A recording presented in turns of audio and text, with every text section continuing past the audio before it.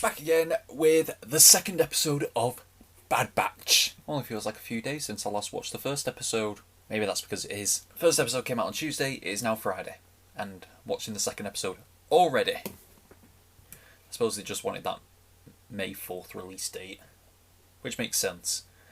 But yeah, Bad Batch. Obviously, this new episode is not going to be as long as the first one, thank God. I don't know how I'd be able to... I think almost every single episode would be a two-parter if that was the case, because the first episode is definitely going to be a two-parter. They set up a very intriguing show, a very interesting show.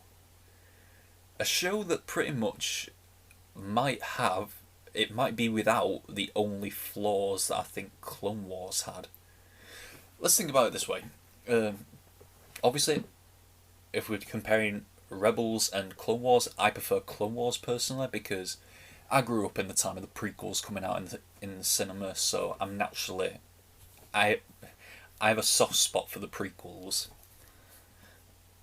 And so, yeah, and obviously Clone Wars, I think anyone who's seen Clone Wars can agree that it's probably the best content that's come out of the prequel era of Star Wars.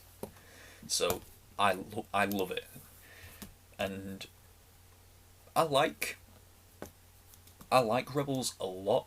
I really like Rebels. I just feel like Clone Wars, it wasn't afraid to get violent and wasn't afraid to tell like darker stories. Whereas obviously Rebels coming out on Disney, it was tailored more for the younger audience. You could feel it. So naturally, I prefer Clone Wars because it could do that more grittier stuff. But the thing about Clone Wars, the big disadvantage to Clone Wars is you knew what was going to happen. Like anytime Anakin, Obi-Wan, Padme, Yoda, Grievous, Dooku, Palpatine, anytime any of them got into like dangerous situations ever, well, Palpatine never did, but anytime they got into those situations when normally you'd think like, oh, how are they going to get out of this? Like, you know there's no danger to them because you've seen the movies, you know they're going to make it through to the other side. Whereas Rebels didn't have that. Rebels had stakes to it because Rebels followed a small group of characters that you didn't know, they weren't in the movies, so naturally there's stakes there. You're wondering, oh, are they going to die? And if so, what's going to happen to them? Or what happens to them if they don't die? So Rebels had that in terms of stakes, whereas Clone Wars didn't. I mean, Clone Wars had it with characters like Rex, Ahsoka, and Savage, Maul, Satine. It had those characters that could have been killed off. And whereas, obviously, Rebels had it more because almost all of your main characters... Actually, all of your main characters were expendable because they could die at any time. This Bad Batch, it has the same feel of Clone Wars, and it can get very dark. Plus, it's set in a very dark time. Order 66 has just happened. It's after the Revenge of the Sith. The Empire is taking over, so it's a dark time. So it's got that Clone Wars feel, and it's focusing on clones as well, so that automatically makes it better, because that was probably one of the best parts of Clone Wars, if not the best part of Clone Wars, was the clones. But it also has a small group of characters who are expendable, who can die any time, so it's got stakes as well. So the biggest disadvantage of Clone Wars, this show doesn't have. So this show has amazing potential, if you think about it that way. So yeah, I'm very excited. I mean, we've already technically lost one of the Bad Batch already in Crosshair. It seems that the chips in most of Clone Force 99, they're not active, but obviously it was like half active in Crosshair, but Tarkin has now programmed it to the point where his chip could be more powerful than all of the other clones. He could be the most loyal trooper to the Empire at this moment, and he's a deadly one as well. Like, you see those shots he was doing in the last episode? He's deadly with that rifle. We also got introduced to Omega, a female clone, possibly. I've also been watching reactions as well. theories come out could be force sensitive, a force sensitive female clone. So that's very interesting if that's the case. But yeah, now we're dealing with the Bad Batch on the run. Crosshair is following them. Looks like he's going to be the villain for the series, and that is a very interesting villain, I might add. And yeah, I've only watched the first episode of this, but the Funko Pops for all of the Bad Batch, including Omega, have come out. I pre-ordered the whole set. I've never done that before. I've never ordered a bundle pack at once, but I did it for this just because I enjoyed that first episode so much, and because the pops look cool as well. Unfortunately, I think they're being released in September, which will be after this show's finished. So, unless this show gets to season 2, those pops aren't going to be showing up in these videos. But look who's out for this one. Last episode it was Ahsoka. This time we've got her rival from the end of Clone Wars. Yes. Like I said, I'm going to be putting a different pop out for every single video I do of this show. So, who's going to pop up next week? I wonder. But this week is Darth Maul. Probably, besides Darth Vader, he's my favourite Sith. Because he's just that cool. Clone Wars made him that cool. Another success story of Clone Wars. The clones, Ahsoka, Maul, Rex, all of them success stories of Clone Wars, and now looks like the Bad Batch is following suit in their own show. So yeah, I've been chatting for a long time now. Let's just get into the episode. So let's get into season 1, possibly season 2, maybe, of Bad Batch episode 2, starting now. We are coming up on Saleucami. Saleucami. We've been there before. Oh! The episode is called Cut and Run. I bet you're thinking I'm a Star Wars nerd if I remember that just from one episode of Clone Wars. But it was a good episode, so don't blame me. Don't get at me.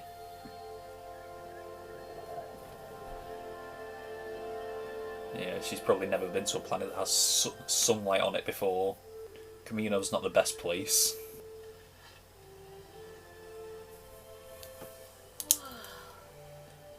What is this? That would be dirt. It's amazing. She's only ever been on Kamino where the weather's rainy and it's all machinery everywhere, so that she's familiar with that. That's cute. Oh. Easy, Wrecker. Was that me? Yeah. What do we have here? Oh, the All wife. clones who have lost their way. It's been a while, fellas. Cut! It's so good to see you again. Rex told us about the clone troopers turning against the Jedi. You talked to Rex? When? He passed through yesterday. Where'd he go? Didn't ask. He was going on about some behavioral implant. He must mean the inhibitor chip. The what? Inhibitor chips. The Kaminoans implanted them in the clones to modify their behavior. Tech. You said the Regs were programmed, but you never mentioned the chip. How else did you think it worked? Dad! Come with us! Go ahead. Daddy's giving you the permission. She's a defective clone. Like we are. Not exactly. What do you mean? The Kaminoans don't create without a purpose. You all have one, so what's hers? It doesn't matter. She's just a kid. I couldn't!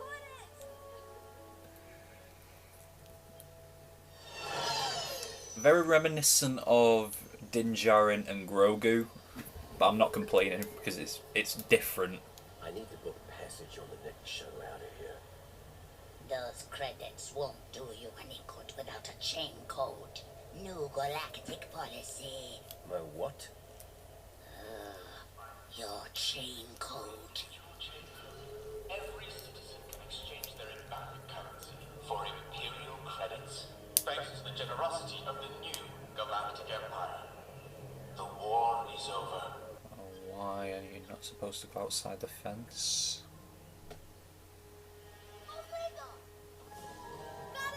Oh, that's why.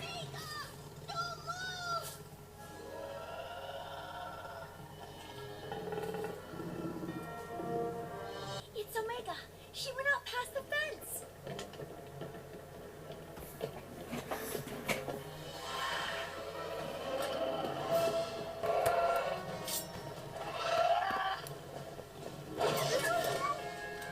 Go on.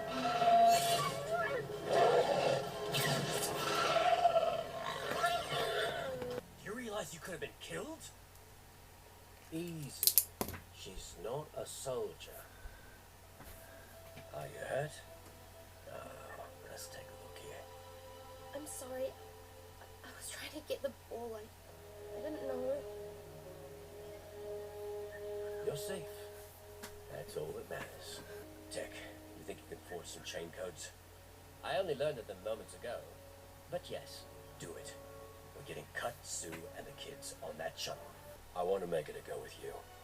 You two can give us something that we can't. Is that what you really want? It's what she needs. It's ironic. Clones wanted names instead of numbers. Yet now people are signing up to be given numbers. It's ingenious. You can create a database to identify anyone in the galaxy. Glad you're impressed. You did what? What? What's happened? This was the simplest solution. Getting our ship impounded is not my idea of a solution. We'll meet you at the spaceport with the chain codes. I have this under control. There's one big problem. Omega's on the ship. I think it's a good plan, Tech. So much for simple.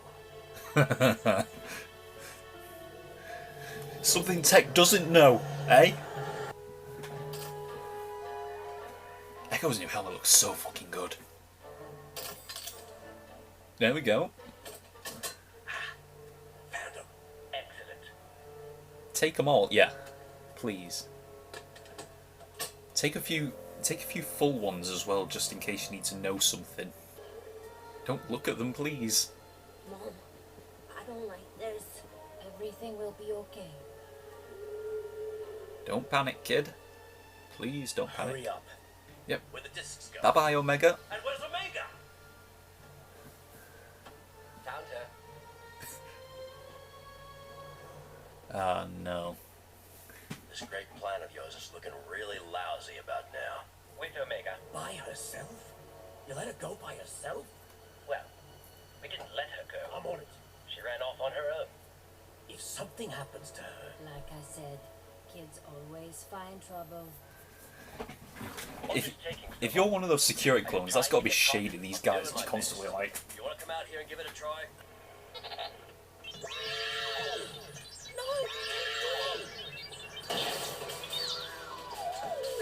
thank you, Wrecker. I hit the spot. Show me a chain code, citizen. Sure, I got it right here. Oh, right. Must be in this hand. Boom. Yeah. Oh, well, don't tell me Cut's the one who panics. And I have the chain codes. Yeah, Omega. Tech accidentally made 5 discs instead of 4. You didn't tell her? Tell me what? The extra chain code's for you. So you can leave with Cut and Sue. Why? Did I do something wrong? You need a family, kid. I want to stay with you. We're holding up the line. You have to go, Omega. It's for your own good. I hope the family gets away. They've been through too much shit. You're clear. Go on through. Yeah, please, all of you, go. Please, God. Save this family. She's not going. You know she's not going. Yeah. If she was to go now, she would be completely useless, and I don't think that's the case. Go Go on, Hunter. The clamp's still magnetized. The system's not responding. Yeah. Rip it off. Responded to that. Let's go. Wait, Omega's not back. Rekka, she's not. Wait for me!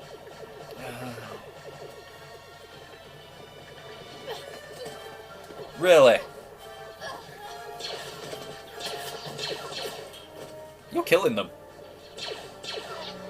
Rex was stunning them. You look like. Any reinforcements at the impound dock? Carry on. That was so fucking close. Yes, thank God. Be free. I mean, you've been free for years, but be free more. I have a lot to learn, but you don't have to get rid of me. This is where I want to be. Tell you the truth, kid. I guess I've got a lot to learn too. If this is where you want to be, then this is where you'll stay. Hunter has grown so much in these 2 episodes.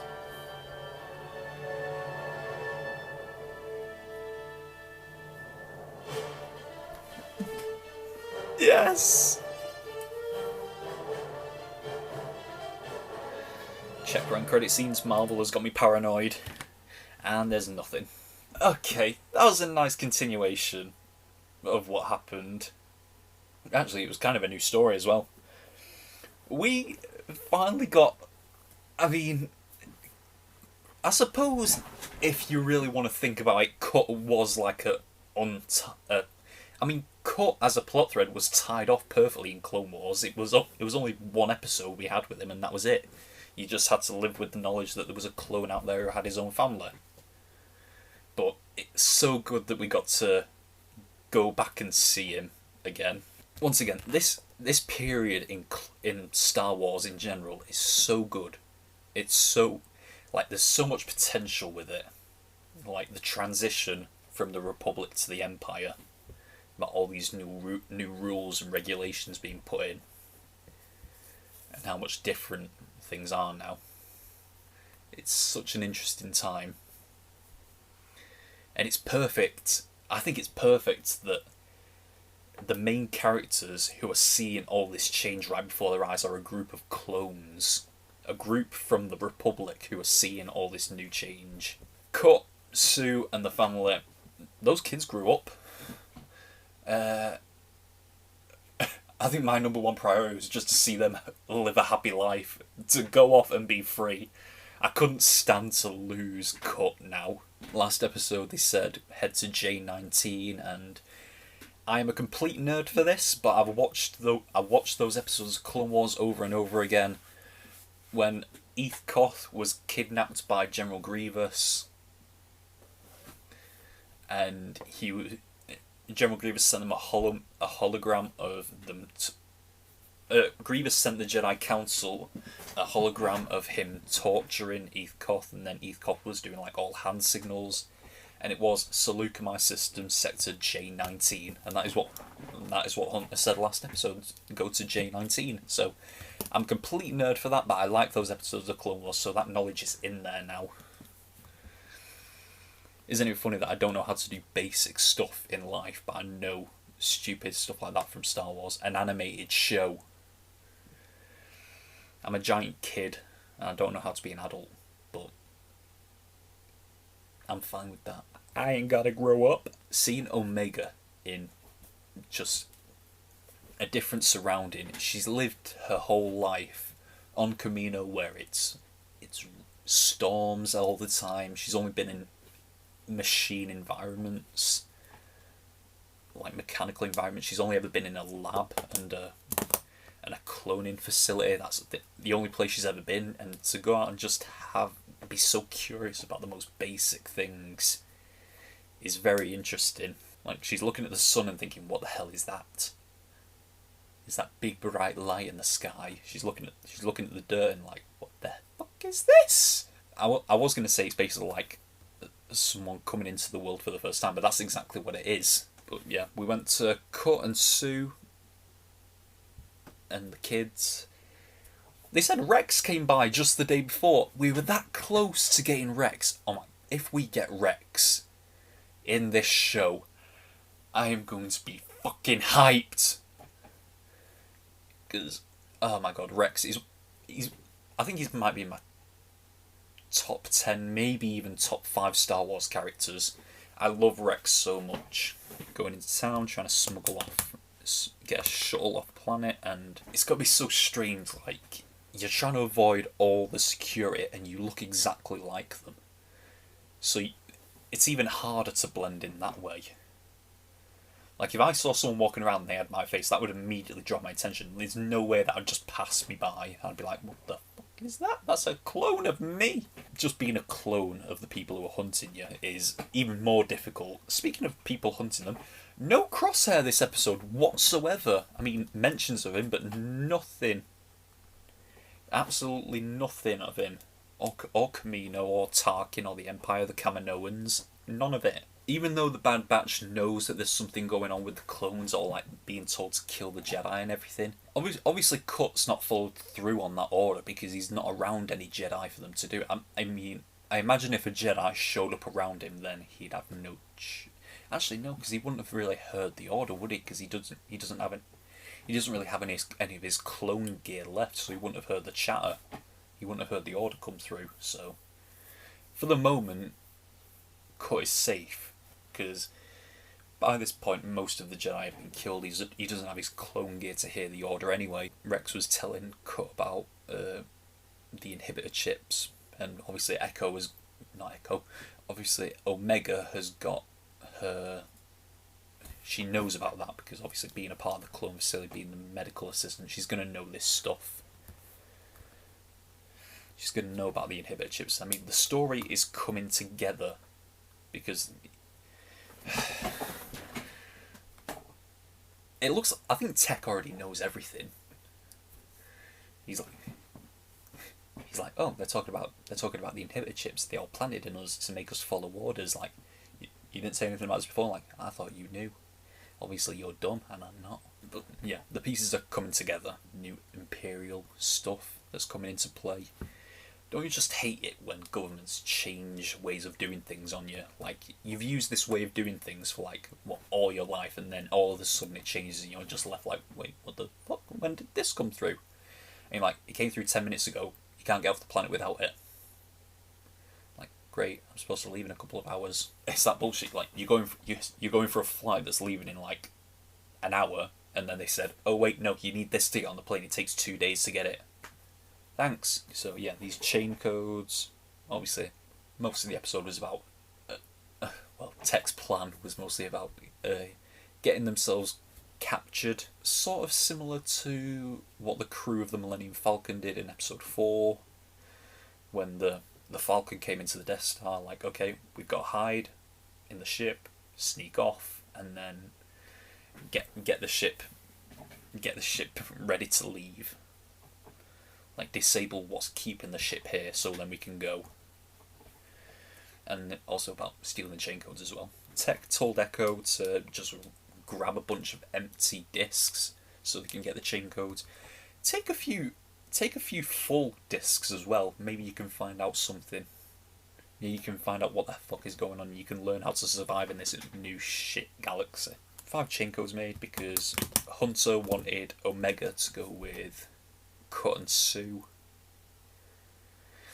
It's kind of like what